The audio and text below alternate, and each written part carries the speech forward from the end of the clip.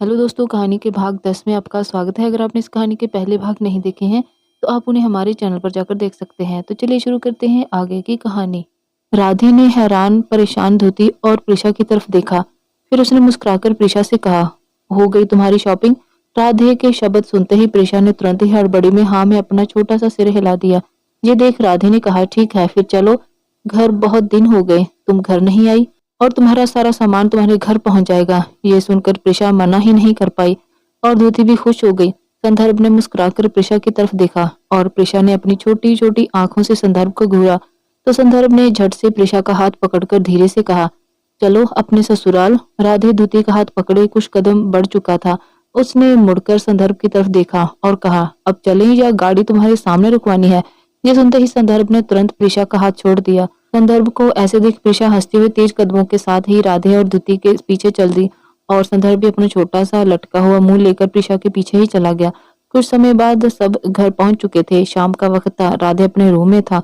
जल्दी आने की वजह से वो फोन और लैपटॉप से सारे ही काम निपटा रहा था और धुति प्रिशा के ही साथ थी और संदर्भ बेचारा बोर हो रहा था। डिनर के बाद सभी अपने अपने रूम में थे और राधे बाहर गार्ड से बातें कर रहा था। धुति बहुत खुश थी। प्रिशा के होने से उसे रुचि की कमी कम महसूस हो रही थी। वो खुशी से अपना कबर्ड जमा कर रही थी, जो लगभग पहले से ही जमा हुआ था। धुति अभी जमा ही रही थी कि इतने में ही उसकी नजर एक रेड साड़ी पर पड़ी, जिसकी बॉर्डर का कलर ब्लैक था। वो साड़ी बेहद सिंपल सी और खूबसूरत थी। धुति उसे हैरानी से देख रही थी। तभी उसके कानों में राधे की आवाज पड़ी, कैसी है? धुति ने तुरंत पलटकर देखा तो सामने राधे खड़ा था, जो उसे ही देख रहा था। धुति ने हैरानी से राधे की तरफ देखते हुए कहा, ये तो मैंने ली नहीं कभी। राधे ने तुरंत कहा, ये मैं लेकर आया हूँ तुम्हारे लिए। कैसी है? राधे ने मुस्कुराकर धुति से पूछा। बहुत प्यारी, धुति ने मुस्कुराकर जवाब दिया। राधे तुरंत धुति की तरफ बढ़ गया और उसने उससे कहा, तो क्या तुम इसे अभी पहन सकती हो मेरे लिए? राधे ने मुस्कुराते हुए प्यार से धुति की आंखों में देखकर कहा। धुति मुस्कुरा दी और उसने हल्के से हाँ में अपना सिर हिला दिया। साथ ही वो साड़ी के साथ ही राधे के सामने से जल्दी से चली गई। राधे को तो बस होश आया जब वॉशरूम का दरवाजा बंद होने की आवाज आई। राधे ने अपने सर पर हल्की सी चपत लगाते हुए खुद से ही कहा, यूं ही गुम होते होते कहीं सच में गुम ना हो जाऊं मैं आंखों में तेरी। कहकर राधे मुस्कुरा दिया और बेड पर जाकर बैठ गया धुति का इंतजार करते हुए। संदर्भ को तो नींद ही नहीं आ रही थी, इसलिए वो पानी पीने बाहर आया और उसकी नजर सीधे रुचि के रूम की तरफ गई, जहाँ की लाइट्स अब भी ऑन थी। संदर्भ ने सोचा, क्या ऋषि इतनी देर तक जाग रही होगी? सोचते हुए संदर्भ किचन की तरफ बढ़ गया। उसने फ्रिज से एक बोतल ली और वापस अपने रूम में जाने लगा, पर दरवाजे पर पहुंचते ही उसके कदम एकदम से रुक गए और वो सीधा रुचि के रूम की तरफ बढ़ गया। संदर्भ ने रुचि के रूम का दरवाजा हल्के से खोला तो पाया प्रिशा बिना लाइट बंद किए ही सो गई थी। संदर्भ अंदर आया और उसने प्रिशा को अच्छे से ब्लैंकेट ओढ़ दिया और लाइट्स ऑफ करके वो वहां से अपने रूम की तरफ बढ़ गया। वॉशरूम का दरवाजा जैसे ही खुला, उसकी आवाज सुनते ही राधे ने अपना सर घुमाकर वॉशरूम की तरफ देखा, जहां धुति राधे की लाई हुई लाल और काले रंग की साड़ी में लिपटी हुई थी। उसने अपने बालों को खुला ही रखा हुआ था और अपना सर हल्का सा झुका रखा था। उसे देखते ही राधे के होठों पर एक प्यारी सी मुस्कान छा गई। राधे ने मुस्कुराते हुए अपने कदम धुति की तरफ बढ़ा दिए। धुति की नजर अब भी नीचे ही थी। राधे ने धुति के करीब पहुंचकर अपना हाथ आगे बढ़ाया और धुति का चेहरा ऊपर की तरफ किया। एक पल को धुति ने अपनी नजरें उठाई, पर जैसे ही उसकी नजर राधे से मिली, उसने अपनी पलकें वापस से झुका ली। राधे के चेहरे पर तुरंत ही एक मुस्कुराहट तैर गई। राधे ने धीरे से कहा, साड़ी अच्छी लग रही है। ये सुनकर धुति ने हैरान होकर राधे की तरफ देखा तो राधे ने प्यार से मुस्कुराकर धुति की आंखों में देखकर कहा, क्योंकि इससे तुमने जो पहन रखा है। धुति की पलकें तुरंत झपकी और वो शर्माकर दूसरी तरफ देखने लगी। राधे ने आगे बढ़कर धुति को अपने गले से लगा लिया। कुछ पल बाद धुति ने भी वापस से राधे को अपने गले से लगा लिया। तभी राधे ने धुति के कान में धीरे से कहा, चलो चलें। धुति राधे से अलग होकर उसे हैरानी से देखने लगी। फिर उसने राधे से धीरे से पूछा, इतनी रात में कहाँ? राधे ने मुस्कुराकर प्यार से धुति की आंखों में देखते हुए कहा, लॉन्ग ड्राइव पर। धुति तो बस राधे को ही देख रही थी। वो अपनी पलकें झपकाना भी भूल गई थी। राधे ने धुति की आंखों में देखा और मुस्कुराकर उसने अपनी पलकें झपका दी। राधे के ऐसा कहते ही धुति ने तुरंत अपनी नजरें नीची कर ली। राधे ने अपना हाथ आगे करते हुए कहा, चलें। धुति ने मुस्कुराकर अपने हाथ राधे के हाथ पर रख दिए। राधे ने धुति का हाथ पकड़ा और उसके साथ रूम से बाहर आ गया। वो दोनों घर के बाहर आ चुके थे। ड्राइवर और कुछ गार्ड्स राधे की तरफ बढ़ गए तो राधे ने उन्हें हाथ के इशारे से ही रोकते हुए कहा, तुम में से किसी को भी साथ चलने की जरूरत नहीं। वो ड्राइवर और गार्ड्स तुरंत पीछे हो गए। उनके वहां से हटते ही राधे ने गाड़ी का दरवाजा खोला तो धुती ड्राइवर के बाली बगल की सीट पर जा बैठी। राधे ने धुती के बैठते ही गाड़ी का दरवाजा बंद किया और जाकर ड्राइविंग सीट संभाल ली। कुछ ही देर में वो गाड़ी वहां से निकलकर खाली सड़कों पर दौड़ने लगी। काफी लंबे समय के बाद गाड़ी एक पहाड़ी वाली जगह पर आकर रुकी। राधे गाड़ी से नीचे उतरा, फिर उसने बाहर निकलकर धुती के साइड का दरवाजा खोला। धुती बाहर आई तो वहां का नजारा देखकर दंग ही रह गई। वहां का नजारा बेहद खूबसूरत था। राधे ने गाड़ी की हेडलाइट ऑफ की तो वहां सिर्फ तारों की रोशनी थी और धुती को तो ऐसा लग रहा था मानो अभी वो हाथ बढ़ाकर आसमान में मौजूद तारों को छू लेगी। उसकी आंखों में एक अलग सी चमक और होठों पर मुस्कुराहट थी। वो बस एकटक आसमान में मौजूद तारों को ही देख रही थी और राधे की नजरें तो बस धुती और उसके चेहरे पर आई हुई खुशी पर ही थी। अचानक ही धुती ने राधे की तरफ देखा, जो उसे ही न जाने कब से देख रहा था, और उसके होठों पर हल्की सी मुस्कुराहट थी। धुती ने जब ये देखा तो उसने अपनी पलकें झपकाई, पर इस बार उसने राधे पर से नजरें नहीं हटाई। राधे ने धुती को अपने करीब किया और धीरे से कहा, जब तुम यूं देखती हो ना तो कसम से बेहद प्यार आता है तुम पर। राधे ने ये कहकर धुती के चेहरे पर आए उसके लंबे बाल पीछे कर दिए। धुती ने शर्माकर अपनी पलकें झुका ली और तुरंत राधे से दूर होने होने को हुई ही थी कि इतने में ही राधे ने उसे और अपने करीब कर लिया और उससे धीरे से कहा, तुम्हारा यूं दूर जाना मंजूर नहीं, इसलिए तुम्हारे इतने करीब हैं। धुती के गले से तो जैसे शब्द ही नहीं निकल रहे थे। वो बस एकटक राधे की आंखों में देख रही थी और राधे धुती की आंखों में। राधे ने अपना चेहरा धुती के करीब कर दिया और उसके होठों पर अपने होंठ रख दिए। धुती की पलकें बंद हो गई। दूसरी तरफ आदिल जेल से भाग चुका था, पर इसकी खबर किसी को भी नहीं थी और वो इस वक्त सहस्त्रजीत के सामने बैठा हुआ था। उसने गुस्से से अपने दांत पीसते हुए खुद से ही कहा, वो राधे साला समझता क्या है अपने आप को। पहले मेरे भाई को कोमा में पहुंचा दिया और मुझे धमकी देता है कि वह मेरी भी वही हालत करेगा। कुछ करेगा तो तब ना, जब जिंदा बचेगा। अब मेरा टारगेट उसके साथ साथ उसका पूरा परिवार होगा। सहस्त्रजीत गुस्से से भरे आदिल को ही देख रहा था और वो बेहद शांत था। आदिल ने अपनी नजरें उठाकर सहस्त्रजीत की तरफ देखा। उसे ऐसे देख आदिल को बेहद गुस्सा आया। उसने गुस्से में अपने सामने रखी शराब की बोतल जमीन पर पटक दी। अगले ही पल पूरे फर्श पर शराब के साथ साथ कांच के टुकड़े भी फैल गए। ठीक उसी वक्त सहस्त्रजीत का फोन बजा। सहस्त्रजीत ने एक नजर फोन की तरफ देखा तो उस पर चमकते हुए नाम को देखते ही सहस्त्रजीत ने गुस्से से भरे आदिल से कहा, तुमने जिसे राधे और उसकी फैमिली के पीछे लगा रखा है उसका फोन है, तुम बात करो या मैं करूं। सहस्त्रजीत ने ये कहा ही था कि इतने में ही आदिल ने उसका फोन लेकर रिसीव कर लिया और स्पीकर पर डाल दिया। सामने से आवाज आई, बॉस, राधे इस वक्त घर से अपनी पत्नी के साथ अकेला निकला है। उसके साथ कोई गार्ड्स भी नहीं है। ये सुनकर आदिल और सहस्त्रजीत दोनों ही मुस्कुरा दिए। आदिल ने तुरंत फोन स्पीकर से हटा दिया और उस आदमी से कुछ देर बात करने के बाद उसने फोन रख दिया और सोफे पर अच्छे से टिक कर बैठ गया। राधे जैसे ही धुती से अलग हुआ, तुरंत धुती राधे के सीने से जा लगी और उसने अपना चेहरा राधे के सीने में छुपा लिया। राधे ने भी धुती को अपनी बाहों में भर लिया। दूसरी तरफ उनसे कुछ ही दूरी पर एक आदमी खड़ा था जो एक बाइक पर था। उसने अपना फोन निकालकर किसी को नंबर डायल कर दिया। कुछ देर बाद बात करने के बाद उस आदमी ने फोन काट दिया और वापस अपनी जेब में डाल लिया। फिर उसने अपने पीछे छिपा रखी गन निकाल ली और राधे और धुती की तरफ गन पॉइंट कर दिया। धुती राधे से अलग होकर कुछ दूरी पर खड़ी हो गई और तारों को वापस से निहारने लगी और राधे उसके पीछे हाथ बांधे खड़ा उसे ही मुस्कुराते हुए देख रहा था। तभी अचानक से धुती का सर घूमने लगा। धुती ने तुरंत अपने दोनों हाथ से अपना सर पकड़ लिया और इससे पहले कि धुती गिरती, राधे तुरंत उसकी तरफ बढ़ा। ठीक उसी वक्त एक गोली चलने की आवाज आई, पर तब तक राधे ने धुती को पकड़ लिया था। धुती के सर घूमने की वजह से उसकी आंखें बोझल सी हो रही थी। गोली की आवाज सुन राधे ने अपनी नजरें घुमाई तो सामने एक आदमी गन ताने खड़ा था। राधे से नजरें मिलते ही वो आदमी एकदम पल के लिए घबरा गया, पर अगले ही पल उसने ट्रिगर दबा दी। इससे पहले कि वो गोली राधे को लगती, राधे तुरंत धुती को अपनी बाहों में लिए दूसरी तरफ हो गया। उसने धुती को अपनी गोद में संभाला और तेजी से गाड़ी की तरफ बढ़ गया। राधे ने जल्दी से गाड़ी का दरवाजा खोला और धुती को गाड़ी में बैठा दिया और खुद गाड़ी की बैक सीट के नीचे रखी गन निकाल ली और बाहर जाने लगा। धुती ने आधी बेहोशी की हालत में ही राधे का हाथ पकड़ लिया। उसका सर बहुत ज्यादा घूमने लगा था। राधे ने एक नजर धुती की तरफ देखा और तुरंत अपना हाथ उसके छुड़ा लिया और बाहर से गाड़ी लॉक कर दिया। धुती अपना सर पकड़े हुए ही गाड़ी से बाहर निकलने के लिए गाड़ी का दरवाजा खोलने लगी, पर खोल ही नहीं पाई।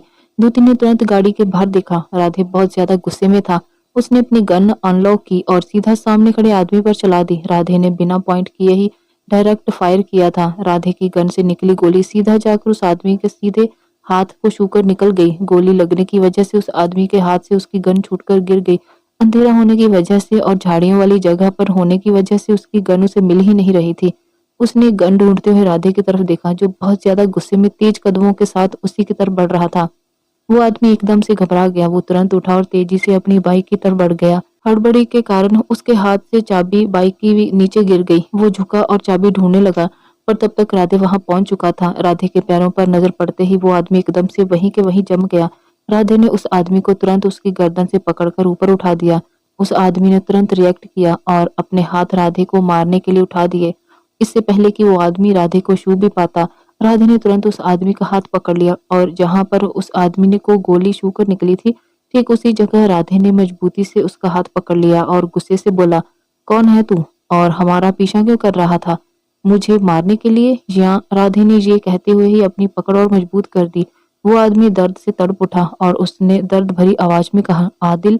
आदिल का नाम सुनते ही राधे ने गुस्से में उस आदमी को एक पंच मारा और वो सीधा जाकर सामने पेड़ से टकरा गया और नीचे गिर पड़ा। राधे उस आदमी के करीब गया और उसने उसे कॉलर से उठाकर कहा, तेरी वजह से मेरी बीवी बच्चे को चोट आ सकती थी, इसलिए तुझे यूं ही तो जाने नहीं दे सकता ये राधे। कहकर राधे ने एक लात उस आदमी के पेट पर मारा। वो आदमी अपने हाथ पर लगी चोट की वजह से खुद को राधे से छुड़ा ही नहीं पा रहा था और राधे उसे छोड़ भी नहीं रहा था। धुती को कुछ हो जाता तो ये सोच सोच कर ही उसका गुस्सा और ज्यादा बढ़ रहा था। राधे ने अब भी उस आदमी को कॉलर से पकड़ रखा था और उसे गुस्से से पीट रहा था। राधे ने उसके मुंह पर एक पंच जड़ते हुए कहा, मेरे सामने आने से पहले सोचा नहीं कि तेरा अंजाम क्या हो सकता था? वो आदमी तो पहले से ही बहुत पिट चुका था और अब कुछ भी बोलने सुनने या फिर करने की क्षमता उसमें बाकी रही ही नहीं थी। राधे ने उसे जैसे ही छोड़ा वो एकदम से निडाल होकर नीचे गिर पड़ा। राधे गुस्सा तो अब भी शांत नहीं हुआ था। राधे ने एक लात उस आदमी को मारा और गुस्से से कहा, अगर तू गलती से जिंदा भी बच गया तो गलती से भी राधे के सामने आने की गलती मत करना, वरना वो तेरी जिंदगी की आखिरी गलती होगी। राधे ने कहा और गुस्से से ही वो गाड़ी की तरफ बढ़ गया। उस आदमी को भले ही होश ना हो, पर राधे के कहे आखिरी शब्द उसके कानों में गूंज रहे थे। राधे जैसे ही गाड़ी के पास पहुंचा, उसने एक जोरदार लात गाड़ी पर मारा। फिर उसे तुरंत धुती का ख्याल आया। वो एकदम से घबरा गया। उसने जल्दी से गाड़ी अनलॉक की और अंदर देखा। धुती बेहोश हो चुकी थी और दरवाजे से जा लगी। राधे जल्दी से ड्राइविंग सीट पर आया और उसने धुती को होश में लाने की कोशिश की, पर कोई फायदा नहीं। राधे को कुछ समझ ही नहीं आया। यहाँ अभी वो बहुत ज्यादा गुस्से में था, वहीं अब उसे बहुत ज्यादा टेंशन होने लगी। राधे ने धुती के गाल थपथपाते हुए उसका नाम पुकारा, पर धुती को होश ही नहीं आया। राधे ने तुरंत गाड़ी में देखा तो उसे एक पानी की बोतल दिखी। उसने उसमें से पानी लेकर धुती के चेहरे पर कुछ छींटे मारे। पानी पड़ते ही धुती की पलकें हिलने लगी। धुती की आंखें जैसे ही खुली, राधे ने तुरंत उसे अपने गले से लगा लिया और कहा, तुम ठीक हो ना? राधे की बात सुन धुती ने कुछ भी नहीं कहा और एकदम से राधे से अलग हो गई। राधे ने हैरान होकर धुती की तरफ देखा, पर धुती ने अपनी नजरें फेरते हुए कहा, मुझे घर जाना है। राधे ने कुछ भी नहीं कहा और गाड़ी स्टार्ट कर दी। उसने सोचा वो धुती से घर जाकर ही इस बारे में बात कर लेगा और उसकी गाड़ी वहां से निकल गई। वो आदमी अब भी वहीं पड़ा हुआ था। थोड़ी ही देर में उसका फोन बजने लगा, जो मार खाते वक्त वहीं कहीं गिर चुका था। फोन की आवाज सुनकर उस आदमी के कानों तक तो पहुंच रही थी, पर वो कुछ कर नहीं सकता था। पर उस फोन की आवाज सुनकर एक आदमी वहां आ गया और उसकी नजर घायल पड़े आदमी पर पड़ी। उसे देखते ही एक पल को वो आदमी घबरा गया। फिर वो हिम्मत करके उसके पास गया और उसे देखने लगा। उस आदमी की सांसें अभी चल रही थी। राधे ने घर पहुंचकर जैसे ही गाड़ी रोकी, धुती तुरंत गाड़ी से उतरी और हड़बड़ी में ही वो लड़खड़ा भी गई। इससे पहले कि वो गिरती, उसने गाड़ी का सहारा लेकर खुद को गिरने से बचा लिया और गाड़ी से टिक गई। धुती को ऐसे देख अब राधे को गुस्सा आने लगा था। वो जल्दी से गाड़ी से निकलकर बाहर आया। राधे को बाहर आता देख धुती तुरंत घर के अंदर जाने लगी, पर राधे ने तुरंत धुती का हाथ पकड़कर उसे रोकते हुए और खुद के गुस्से को शांत करके कहा, तुम्हारा ध्यान कहाँ है? देख कर नहीं चल सकती? अगर गिर जाती तो? धुती ने अपना हाथ छुड़ाने की कोशिश करते हुए ही चिढ़कर कहा। राधा ने गुस्से में अपने दांत पीस लिए। उसने तुरंत धुती को अपने करीब खींचकर उसे कमर से पकड़ लिया और धीरे पर सख्त लहजे में कहा, तो तुम चाहती हो कि मैं यहाँ तुम्हारे गिरने का इंतजार करूं? धुती ने खुद को छुड़ाते हुए कहा, छोड़िए मुझे। नहीं, राधे ने गुस्से में कहा। राधे को गुस्से में देख धुती एक पल के लिए तो डर गई और उसकी आंखों में आंसू आ गए। धुती की आंखों में आंसू देखते ही राधे ने उसे तुरंत छोड़ दिया। धुती तुरंत अब अंदर चली गई और राधे वहीं खड़ा देखता ही रह गया। उसने तुरंत अपना फोन निकाला और तुरंत शकाल को फोन कर दिया। दूसरी तरफ शकाल ने जैसे ही फोन उठाया, उसे गुस्से से भरे राधे की आवाज सुनाई दी। क्या कर रहे हो तुम वहाँ? आदिल जेल से भाग गया है और तुमने मुझे ये बात बतानी जरूरी भी नहीं समझी? बॉस, वो शकाल ने कुछ कहना चाहा पर राधे ने तुरंत उसे टोकते हुए कहा, मुझे आदिल चाहिए, पता करो इस वक्त कहाँ छुप कर बैठा है वो, ढूंढो उसे। उसकी हर एक चैन की सांस मुझे बेचैन करेगी और राधे को ये बेचैनी बिल्कुल भी पसंद नहीं। कहकर राधे ने जैसे ही फोन रखा, उसकी नजर धुति पर पड़ी जो उसे ही देख रही थी। राधे तुरंत धुति की तरफ बढ़ा पर धुति ने तुरंत अपने कदम पीछे ले लिए और वापस से घर के अंदर चली गई। राधे भी तेज कदमों के साथ धुति के पीछे जा ही रहा था। इतने में ही उसने देखा कि सारे गार्ड्स की नजरें उन्हीं पर थी। राधे ने घूर के एक नजर गार्ड्स की तरफ देखा। राधे का गुस्सा देखते ही सबने अपनी नजरें नीची कर ली। राधे ने तुरंत अंदर चला गया। काफी रात हो चुकी थी। राधे जैसे ही रूम में पहुंचा, उसने देखा कि धुति बेड पर लेटी हुई थी। उसने अपना चेहरा दूसरी तरफ कर रखा था। राधे तुरंत उस तरफ बढ़ गया। राधे जैसे ही धुति के सामने पहुंचा, धुति ने तुरंत खुद को ब्लैंकेट से पूरी तरह से कवर कर लिया। राधे ने अपने माथे पर उंगलियां फिराई, फिर अगले ही पल उसने धुति पर ब्लैंकेट से हटा दिया। धुति एकदम से हड़बड़ा गई। वो तुरंत उठकर बैठ गई पर उसने राधे की तरफ नहीं देखा। राधे उसके बगल में बैठ गया। धुति जैसे ही हटने को हुई, राधे ने उसे कमर से पकड़कर कहा, बस अब और नहीं, क्यों हो गुस्सा अब? राधे ने कड़े शब्दों में कहा पर धुति ने उसकी तरफ देखा ही नहीं। राधे ने धुति का चेहरा अपनी तरफ करते हुए कहा, क्या हुआ? राधे ने प्यार से धुति से पूछा। धुति ने राधे की आंखों में देखा जो एकटक बस धुति को ही देख रही थी। धुति की आंखों में आंसू आ गए। उसने झट से राधे को गले से लगा लिया। राधे के होठों पर एक प्यारी सी मुस्कान खेल गई। धुति ने सिसकते हुए कहा, आप मुझे छोड़कर क्यों गए थे? आपको कुछ हो जाता तो? राधे ने धुति को अपनी बाहों में लेते हुए कहा, कोई मेरे सामने ही मेरे अपनों को नुकसान पहुंचाने की कोशिश करे और मैं यूं ही उसे जाने दूं? नामुमकिन। राधे ने गुस्से में कहा। धुति ने कुछ भी नहीं कहा, बस राधे के गले लगी रही। धुति को खामोश देख राधे ने कहा, तुम्हें अचानक से क्या हो गया था? तुम बेहोश कैसे हो गई? धुति तुरंत राधे से अलग हुई और बोली, मुझे नींद आ रही है। राधे ने हैरान होकर धुति की तरफ देखा। उसे तो जैसे कुछ समझ ही नहीं आया। राधे ने हैरान होकर धुति की तरफ देखा। उसे तो जैसे कुछ समझ ही नहीं आया। धुति जैसे ही सोने लगी, राधे ने फौरन कहा, पहले बताओ क्या हुआ था, फिर तुम सो सकती हो। धुति ने कुछ भी नहीं कहा और जैसे ही लेटने लगी, राधे ने तुरंत उसे अपनी बाहों में भरते हुए कहा, अब जब तक तुम नहीं बोलोगी मैं तुम्हें नहीं छोड़ूंगा। धुति ने मासूमियत से राधे की तरफ देखा, फिर अगले ही पल उसने अपना सर झुका लिया और धीरे से कहा, पता नहीं पर कभी कभी मुझे ऐसे ही चक्कर आ जाते हैं, इसलिए बस पर जब आप मुझे छोड़कर गए तब तो बस मैं डर ही गई थी। राधे ने तुरंत धुति को अपने गले से लगा लिया और धीरे से कहा, सॉरी, मैं तुम्हें डराना बिल्कुल भी नहीं चाहता था, पर अगर मैं उसे यूं ही छोड़ देता तो मैं बेचैन ही रहता और आपको बेचैनी पसंद नहीं। धुति ने राधे की बात पूरी की। राधे मुस्कुरा दिया। धुति ने आगे कहा, आप फोन पर किससे बातें कर रहे थे और किस बारे में बातें कर रहे थे? वो आपको नुकसान क्यों पहुंचाना चाहता है? धुति की बात सुन राधे ने धीरे से कहा, फिर कभी बताऊंगा, अभी बहुत रात हो चुकी है, तुम सो जाओ। धुति ने मुंह बना लिया। राधे ने मुस्कुराकर कहा। धुति को लेटा दिया और उसे ब्लैंकेट ओढ़ा के खुद भी उसके बगल में लेट गया और धुति को अपनी बाहों में लेकर उसका सर थपथपाने लगा। राधे धुति को किसी छोटे बच्चे की तरह सुलाने लगा। धुति के होठों पर एक प्यारी सी मुस्कान थी और राधे के चेहरे पर सुकून। अगले दिन राधे अपना काम निपटाने के बाद धुति को हॉस्पिटल लेकर चला गया था।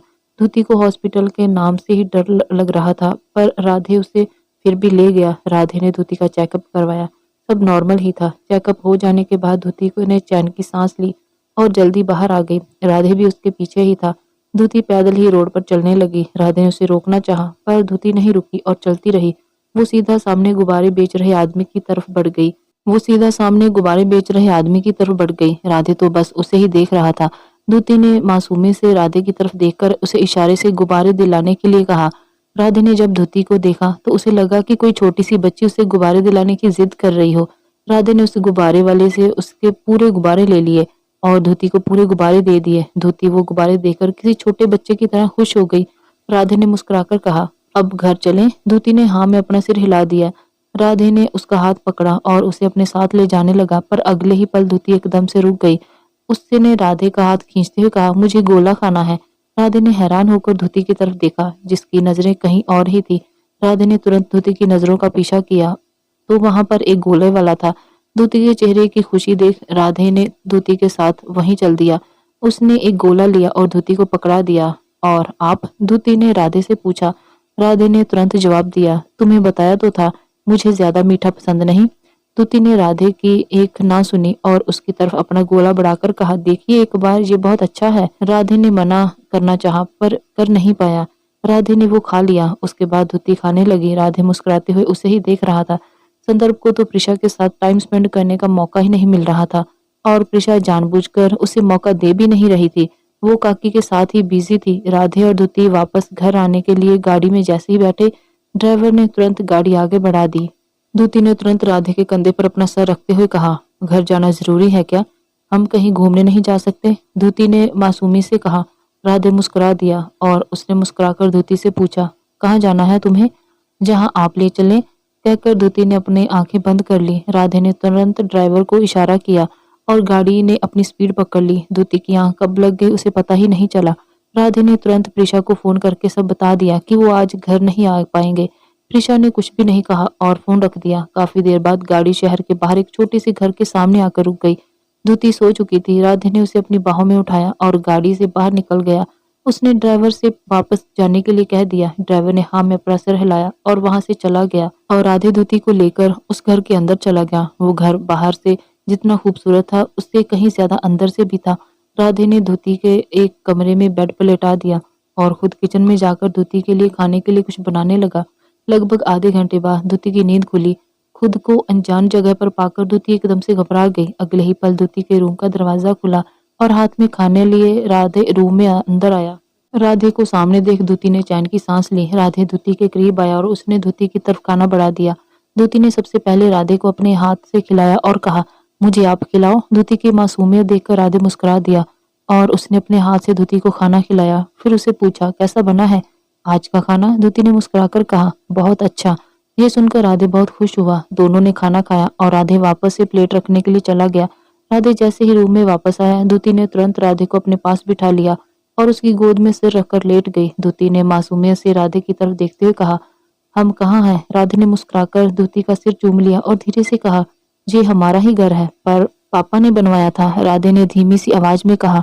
द्युति ने तुरंत राधे का हाथ पकड़ लिया और प्यार से बोली, रुचि की याद आ रही है? राधे ने धीरे से हाँ में अपनी गर्दन हिला दी। द्युति ने तुरंत उठकर राधे को अपने गले से लगा लिया और धीरे से कहा, मुझे भी। राधे ने भी द्युति को अपनी बाहों में भर लिया।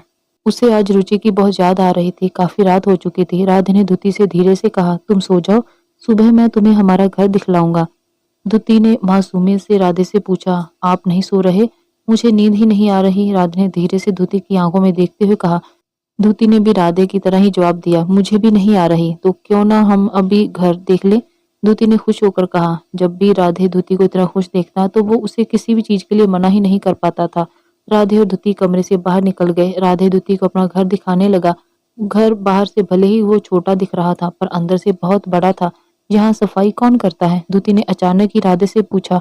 राधे ने भी द्युति की तरफ देखते हुए कहा, रोहित हर हफ्ते आता है यहाँ की सफाई करवाने। में आज बहुत दिनों बाद आया हूँ। तुमने जब कहा कि तुम्हें वहां जाना है, यहाँ मैं तुम्हें ले जाना चाहूँ, तो बस एक यही जगह थी। यहाँ मैं तुम्हें बहुत पहले ही लाना चाहता था, इसलिए मैं तुम्हें यहीं ले आया, राधे ने कहा। तो द्युति मुस्कुरा दी। द्युति राधे के साथ ही चल रही थी। साथ ही उसने कस के राधे का हाथ पकड़ा हुआ था। अब धीरे धीरे द्युति को नींद आने लगी थी, पर फिर भी उसने जबरदस्ती अपनी आंखें खोल रखी थी। साथ ही साथ नींद में ही वो राधे को सिर्फ का में ही जवाब दे रही थी। कुछ देर बाद राधे को द्युति की हर बात पर करना अजीब लगा और उसने अपनी नजरें घुमाकर द्युति की तरफ देखा, जिसकी आंखें नींद से बोझल हो रही थी और वो राधे के सहारे ही उसके साथ जबरदस्ती अपने कदम बढ़ा रही थी। अचानक ही राधे के कदम रुक गए। द्युति भी रुक गई, पर उसने राधे की तरफ नहीं देखा। वो तो बस जबरदस्ती अपनी आंखें खोलने की कोशिश कर रही थी। राधे ने धीरे से द्युति से पूछा, तुम्हें नींद आ रही है? द्युति ने धीमी सी आवाज में कहा, बहुत। राधे ने तुरंत द्युति को अपनी गोद में उठा लिया। द्युति एकदम से चौंक गई। उसने डर के अपनी आंखें और कसकर बंद कर ली। साथ ही उसने राधे को भी गले में अपनी दोनों बाहें डाल दी और उसे कस के पकड़ लिया। राधे ने मुस्कुराकर कहा, जब इतनी नींद आ ही रही है तो जबरदस्ती क्यों जाग रही हो? द्युति ने कुछ भी नहीं कहा। वो तो राधे की बाहों में ही कंफर्टेबल हो गई थी और उसने अपनी आंखें भी नहीं खोली और ना ही उसने राधे पर से अपनी पकड़ ढीली की। राधे ने अपना सिर हिला दिया और मुस्कुराकर उसने अपने कदम रूम की तरफ बढ़ा दिए। रूम में पहुंचकर राधे ने द्युति को बेड पर लेटा दिया और खुद वहां से जाने लगा, पर अगले ही पल धूती ने राधे का हाथ पकड़ लिया और मासूमी से कहा, मत जाइए ना। ये सुनकर राधे मुस्कुरा दिया और धूती के बगल में लेट गया। धूती ने राधे की बाह पर अपना सिर रख लिया और अपनी आंखें बंद कर ली। राधे बस एकटक धूती को ही देख रहा था। कुछ देर बाद धूती ने के साथ साथ राधे की भी आंखें लग गई। अगली सुबह अचानक ही राधे का फोन बज पड़ा। फोन की आवाज सुनते ही राधे जल्दी से उठा और उसने तुरंत फोन रिसीव कर लिया। फोन शकाल का था और फिर उसने धूती की तरफ देखा। धूती को सोता देख राधे के एक चैन की सांस ली। फिर वो उठ के तुरंत बाहर चला गया। उसने जल्दी से फोन को अपने कान में लगाया और धीरे से कहा, इस समय क्यों फोन किया? शकाल ने तुरंत कहा, बॉस वो आदिल का पता चल गया है। वो सहस्त्रजीत के साथ उसके घर पर ही है। ये सुनकर राधे ने शकाल से कड़े शब्दों में कहा, उन दोनों पर से तुम्हारी नजर हटनी नहीं चाहिए, वरना समझ गए ना। शकाल की जुबान तुरंत लड़खड़ा गई। उसने जल्दी से अपनी लड़खड़ाती जुबान को संभाला और कहा, जी बॉस। ये सुनकर राधे ने तुरंत अपना फोन वापस रख दिया और वापस से रूम की तरफ बढ़ गया। धूती अब भी सो ही रही थी। ये देखकर राधे मुस्कुरा दिया और वहां से चला गया। कुछ घंटे बाद राधे धूती के साथ वहां से निकल चुका था। रास्ते भर धूती ने अपना सर राधे के कंधे पर ही रखा हुआ था। साथ ही उसने अपनी आंखें भी बंद रखी हुई थी। उसे ऐसे देख राधे ने परेशानी से पूछा, तुम ठीक हो ना? धूती ने बिना आंखें खोले ही हाँ में अपना सिर हिला दिया। राधे ने धूती का माथा छूकर देखा, पर सब नॉर्मल ही था। राधे बस एकटक धूती को ही देख रहा था। तो कैसी गाड़ी पसंद है तुम्हें? राधे ने तुरंत धूती से पूछा। पापा की बाइक, धूती ने तुरंत जवाब दिया। पर अगले ही पल उसकी आंखों में आंसू आ गए। ये देख राधे ने तुरंत गाड़ी रोक दी। गाड़ी रुकते ही धूती ने अपनी आंखें खोलकर राधे की तरफ देखा और कहा, पापा ने सिर्फ मेरे लिए ही बाइक ली थी, मुझे सिवाय बाइक की कोई गाड़ी भी पसंद नहीं आई थी। राधे ने मुस्कुराकर धूती की आंखों में आंसू पोंछे और कहा, तो तुमने मुझे पहले क्यों नहीं बताया? धूती ने मासूमी से राधे की तरफ देखा और कहा, मुझे लगा कि ये जरूरी नहीं। जब से माँ पापा मुझे छोड़कर गए हैं, मैंने इतना लंबा सफर कभी किया ही नहीं। धूती ने उदास होकर कहा।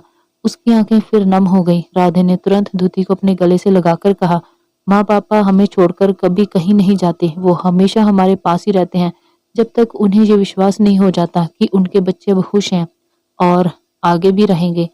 और तो और वो तुम्हें रोते हुए भी देख रहे होंगे। राधे ने कहा तो धूती ने राधे से अलग होकर हैरानी से राधे की तरफ देखा। उसकी आंखों में भी अब आंसुओं की बूंदें चमक रही थी। राधे ने धूती के आंसुओं को पोंछकर उसके गाल को चूमते हुए धीरे से उसके कान में कहा, तुम्हारी आंखों में आंसू भी अब मुझे बेचैन कर रहे हैं। धूती ने ये सुना तो उसने तुरंत अपने आंसुओं को पोंछ लिया। धूती की नादानी देखकर राधे खुद को मुस्कुराने से रोक नहीं पाया। उसने धूती के माथे पर किस कर दिया और उसे वहीं बैठने का बोल के खुद गाड़ी से बाहर आ गया। राधे ने किसी को कॉल किया और कुछ देर बाद बातें करने के बाद उसने कॉल कट कर दिया और वापस से धूती के पास आ गया। धूती ने वापस से राधे के कंधे पर सर रखते हुए अपनी धीमी सी आवाज में कहा, वैसे मुझे ये जगह बहुत पसंद है। धूती की बात सुन राधे मुस्कुरा दिया और उसने धूती से कहा, ये जगह तुम्हारी ही है।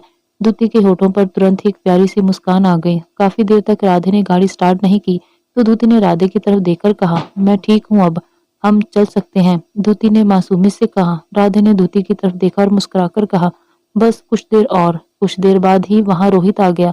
वो बाइक पर आया था। ये देखकर धूती ने हैरानी से राधे की तरफ देखा। राधे धूती को देखकर मुस्कुरा दिया। उसने मुस्कुराकर धूती से कहा, तुम्हें बाइक पसंद है ना? तो चलो, आ गई तुम्हारी सवारी। राधे के शब्द सुनकर धूती मुस्कुरा दी। राधे और धूती गाड़ी से बाहर आ गए। राधे ने तुरंत रोहित से बाइक की चाबी ली और उसे गाड़ी की चाबी थमा दी। रोहित तो बस देखता ही रह गया पर उसने कुछ कहा नहीं। राधे ने बाइक स्टार्ट की और धूती को बैठने को कहा। धूती राधे के पीछे बैठ गई। अगले ही पल उनकी बाइक हवा से बातें कर रही थी। रोहित भी गाड़ी लेकर वहां से चला गया। धूती ने राधे को कस के पकड़ा हुआ था और राधे मुस्कुराते हुए बाइक चला रहा था। उसे धूती के साथ इस बाइक पर राइड बहुत अच्छी लग रही थी। आदिल गुस्से से बौखलाया हुआ इधर से उधर चक्कर काट रहा था और साथ ही किसी गहरी सोच में भी था। उसे देख सहस्त्रजीत ने मन ही मन कहा, कहाँ इस बेवकूफ के चक्कर में फंस गया। खुद तो कुछ कर पार नहीं रहा और इसके चक्कर में मैं अलग फंस जाऊंगा। सहस्त्रजीत अभी सोच ही रहा था कि इतने में ही उसके कानों में आदिल की आवाज पड़ी, कहाँ गुम हो? मैंने कुछ कहा है, सुना ना तुमने? आदिल ने सहस्त्रजीत से पूछा तो सहस्त्रजीत उसे हैरानी से देखने लगा। सहस्त्रजीत ने तुरंत पूछा, कहा तुमने? मैंने सुना नहीं। आदिल ने मुस्कुराकर कहा, उड़ती उड़ती सी खबर मिली है, राधे बाप बनने वाला है। सहस्त्रजीत ये सुन हैरानी से आदिल को देखने लगा। आदिल ने आगे मुस्कुराकर कहा, अगर मैं उसे इस खुशी से। आदिल ने कुछ सोचते हुए कहा, अरे वो क्या कहते हैं उसे, याद नहीं आ रहा, बड़ा प्यारा सा वर्ड है वो। आदिल ने सोचा फिर कहा, अरे हाँ याद आया, क्यों ना मैं राधे को बाप बनने की खुशी से वंचित कर दूं। ये सुनकर सहस्त्रजीत मुस्कुरा दिया, पर अगले ही पल उसने कुछ सोचकर आदिल से कहा, तुम क्या करने वाले हो? जो भी करो, पर धुती को कुछ नहीं होना चाहिए। ये सुनकर आदिल ने गुस्से से कहा, मैं जो भी करूं, बीच में आने की सोचना भी मत, वरना सबसे पहले तू ही अपने भगवान के पास नाश्ता करता नजर आएगा। कहकर आदिल गुस्से में वहां से चला गया और सहस्त्रजीत हैरानी से बस उसे ही देख रहा था। राधे धुती के साथ जैसे ही घर पहुंचा, उसने देखा धुती के चाचा चाची आए हुए थे। वो उनसे मिला और उन्हीं के साथ बैठ गया। धुती भी प्रिशा के साथ जाकर बैठ गई। तभी चाची ने मुस्कुराकर राधे से कहा, अब हमें चलना चाहिए, हम तो बस प्रिशा को लेने आए थे। ये सुनकर राधे ने तुरंत कहा, आप सब ऐसे कैसे जा सकते हैं? सब हैरानी से राधे की तरफ देखने लगे। मेरा मतलब है, अब आप लोग आए ही हैं तो क्यों ना हम आज साथ में डिनर करें। राजू ड्राइवर आप सभी को छोड़ आएगा, राधे ने मुस्कुराकर कहा। राधे की बात सुन सभी मुस्कुरा दिए, पर राधे के लिए तो सबसे ज्यादा जरूरी धुती की खुशी थी, जो प्रिशा के साथ बैठी थी और उससे बातें कर रही थी।